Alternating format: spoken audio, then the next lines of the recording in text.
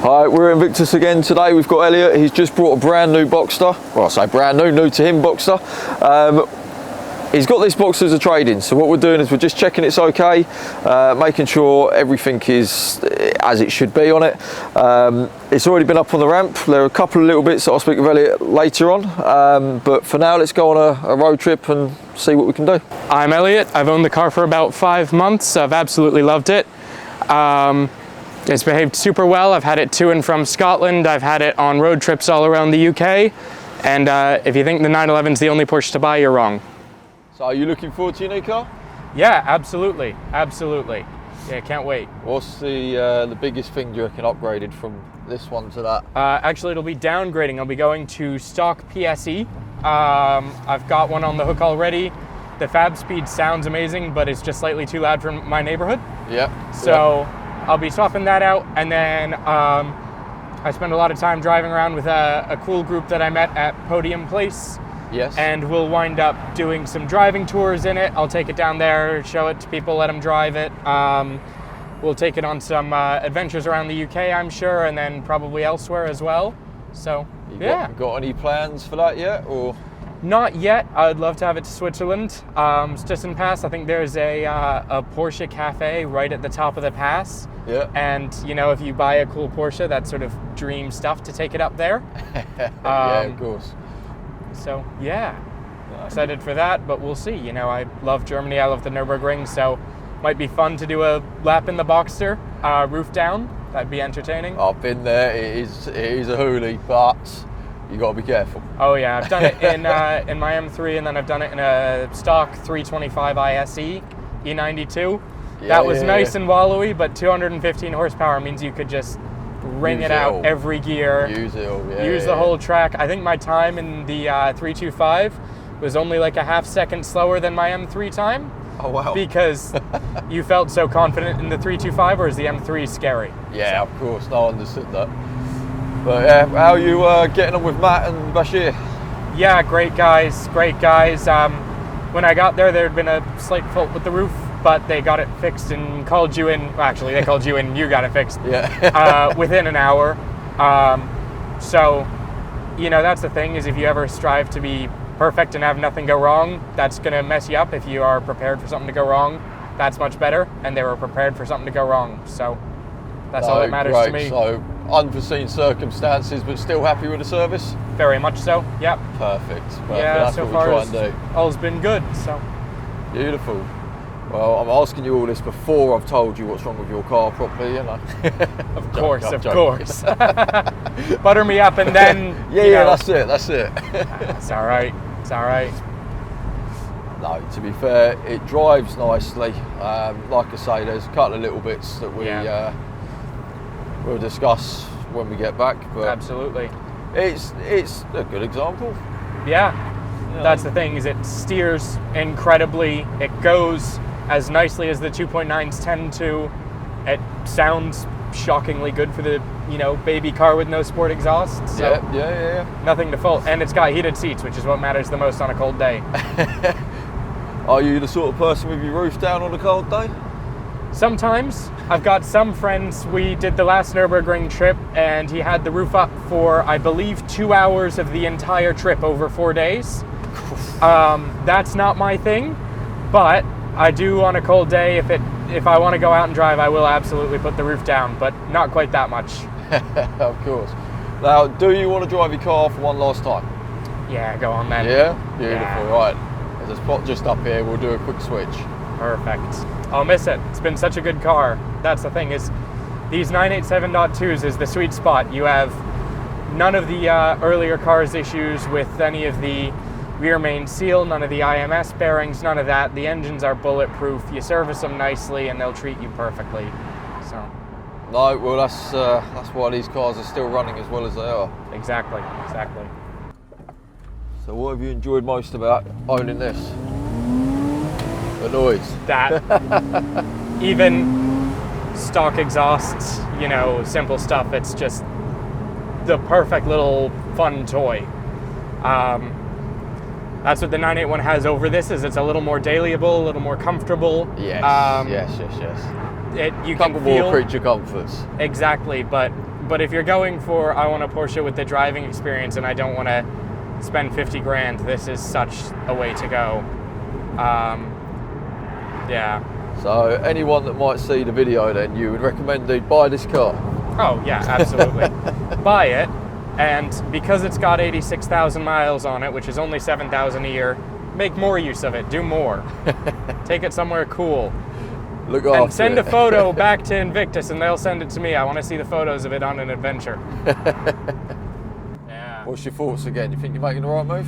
I think so. Softer suspension, not a soft car, but not as firm. Seats are so comfy in these. These are the Sport Seat 2s, and they, with the extra shoulder padding, they feel great. They hold you while still maintaining some comfort level, don't they? Exactly. And the interior in this is just unbeaten. The white leather with I quite like the pebble leather on top, that grayish brown. Yeah, no, it does break it, definitely. Yeah, and I've seen cars with white dashboards. That's not something you want. No. The reflection off of it is impossible. Well, yeah, being a mechanic, it's also very hard to keep clean. Yeah, I can imagine. That is my one thing. I'm going to have to make a rule for myself, no eating and drinking in this car, or I will just absolutely ruin it. Yeah, don't be doing that. No ketchup on the seats, thank you very much. Yeah, at the start of a tour up to the Nürburgring, I had a coffee cup right here in my M3. I floored it, and it went all over the door card and into the carpet, maybe 10 minutes from starting. And obviously there's nothing I could do, so I had like milky coffee in the carpet for 4 days. Oh, I bet that smelled lovely. Actually, it wound up okay, but it was a tough one later. So what do you reckon to the exhaust now you're out and about in it? When the valve is shut, it's such a great tone. It's got that anti-drone box on it from Valvetronic. Yep. It's the second that valve opens that my neighbors might want me dead. So good having and bad. a difference in that. Sorry, neighbors. Have you got any ideas what you're putting on it, or are you just going standard? I'll go stock PSE first. Yeah. And then if I swap it again, I'll maintain that because I always like to sell the car with all the original bits if I modify it. So we'll see. I've got a guy that's got a stock PSE that I'll buy next couple of days. Yeah. Get that fitted straight away just to sort of get used to the car stock and then decide what I want later down the line. So, Yeah, no, that makes more sense. That makes more sense. Were you going to sell the other exhaust? Maybe. Or are you going to keep it just in case? I'll probably hold on to it for a little bit, make my decisions on the stock one first, then see what I want. But yeah. No, I think having just jumped out of your one into this, it is an upgrade. As a daily driver, I don't think you could beat the upgrade. Yeah, absolutely. And this car's got a Stage 1 tune on it, which is kind of nice. For the nerds, this car shares the 3.4 liter flat six with the 991.1 Carrera, the base, not the S. And between 6,800 RPM and 7,600, they limit the throttle gate open to between 75 and 80% to make sure this doesn't make as much power as a Carrera. So you do a Stage 1 tune, you get rid of that bit of logic, and it opens all the way to red line, which makes a pretty big difference. We're going to give you a job, I reckon. I know. I'm such a nerd, it's ridiculous, but... Hey, they're not the first company to have done it. Mercedes did it as well. Yeah. 63s, they opened up about 60, 70 braking, some of them, by doing that. Absolutely. Yeah, but don't push it too hard or you'll need head bolts. That's the one, yeah. Sorry, M156 owners. Not sorry. I think your hill toe, I think this revs faster than your other one, doesn't it? It does. That's why I keep winding up over revving it, and I have to let it drop before clutching out. That's it. It's got to work on that one, but that will come with time as well. Hey, progression of engines, they rev faster. Yeah. Absolutely. It's not that the other one is slow either, it's just this one is so fast. That's the one thing, is the going from base Boxster to Boxster S, there's a level of aggressiveness that you don't get in the base. Makes it a better cruiser for sure, but this has got that, anger to it. When you want to go, it'll go. Yeah, exactly.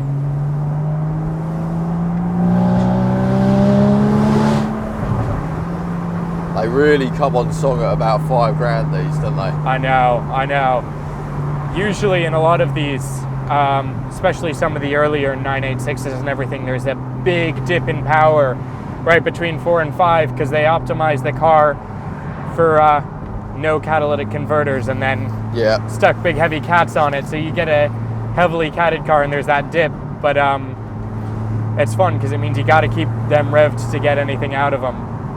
This one's got quite a bit of shove down low still though. It has, yes. Yeah. Fine enough.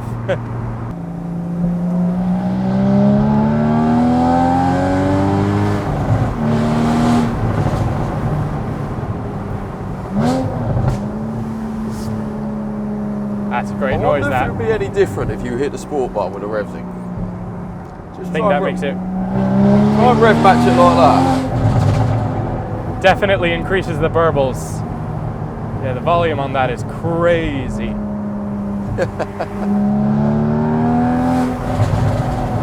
Yeah. I think I'm gonna get myself in trouble with this one. See that? Rev match a lot better.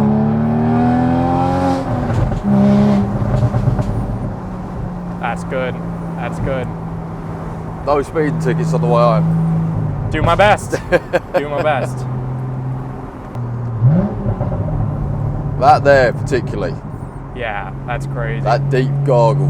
Yeah, that's the one thing that is majorly different between the 2.9 and this. That 2.9 with the smaller stroke, but the bigger bore size means you get much more high-pitched rev out of it. Yeah.